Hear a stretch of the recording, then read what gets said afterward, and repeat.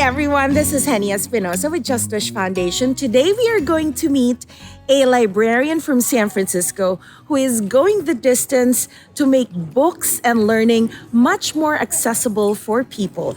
Today we are going to meet Alicia Tapia, founder of Bibliobicicleta. Hi, Alicia! Hello. Wow, this is the mobile library. It is. Bibliobicicleta. Free books. Free books. Can't beat that. Yep. Okay, so, Alicia, let's talk about kind of a little bit about your background and how you developed your love for books. Well, my grandmother, my nana, my Filipino nana, she was a librarian. And so I remember going to the library and feeling really powerful, really rich when I got to take home as many books as I wanted to.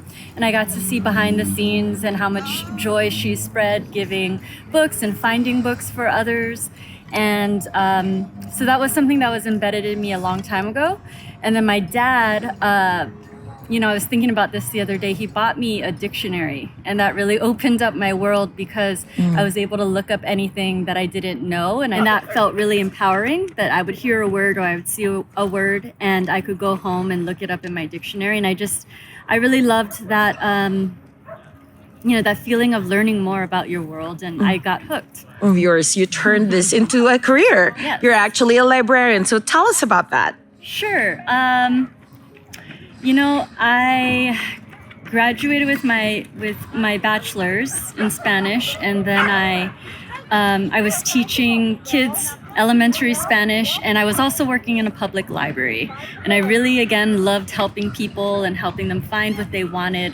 I loved meeting little kids and seeing, their minds are so porous at that age. And so I really loved that access and being on a team to do that. And one day I looked at the head librarian and I thought, oh, maybe I should go back to school and get my master's in library science so that I can do this on a bigger scale. And so now working in a high school library, now being a researcher, doing this, I kind of just like spreading access to knowledge and facilitating that for people and whatever their passions and interests are. And now you've actually taken it a step further. You're making books accessible to a lot of people, to children, to everyone here in San Francisco. If they have an opportunity to come see you, pass through, they get an opportunity to get a book for free. Right. So tell us how you started Bibliobicicleta.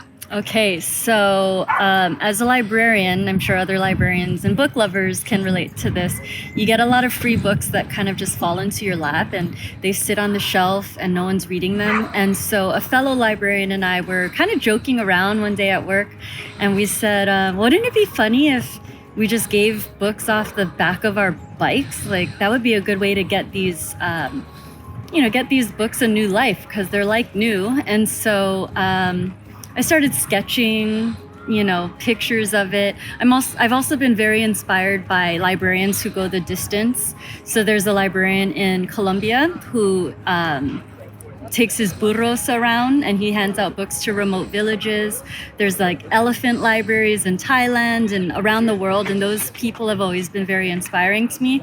So in this urban landscape, and I had a bicycle, and so I toyed around with just a basket, giving away free books on a basket, and the books would just disappear. And so I said, okay, people want this. With the community support and with more and more people knowing about you through social media, through stories, just word of mouth, how do you hope to take this project, this program further? In an ideal world, I would love to make just the Bibliobicicleta my career. But I think I have a lot more years to live, and so I intend to do this for as long as I possibly can.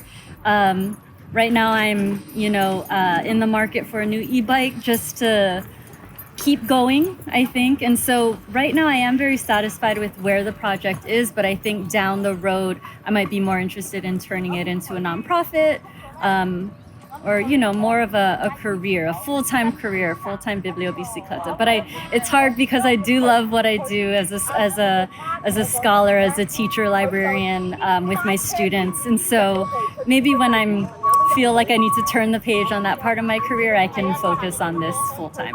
Okay, and your message to, to kids, the younger generation, when it comes to discovering or keeping that love for books alive. Sure. Wow. I think young people are very influenced by other young people. And so sometimes they don't think, or they may feel like they're the only ones who like to read, but that's absolutely not true. There are many young people who love to read and find great depth in the books that they stop, and they log off their device and their screen and they just dive into this other world. And there's so much there to discover about yourself and about others that it's worth taking time to dedicate to a book and find really what you're into, whether that's mystery or adventure or biographies or fiction, fanfic even.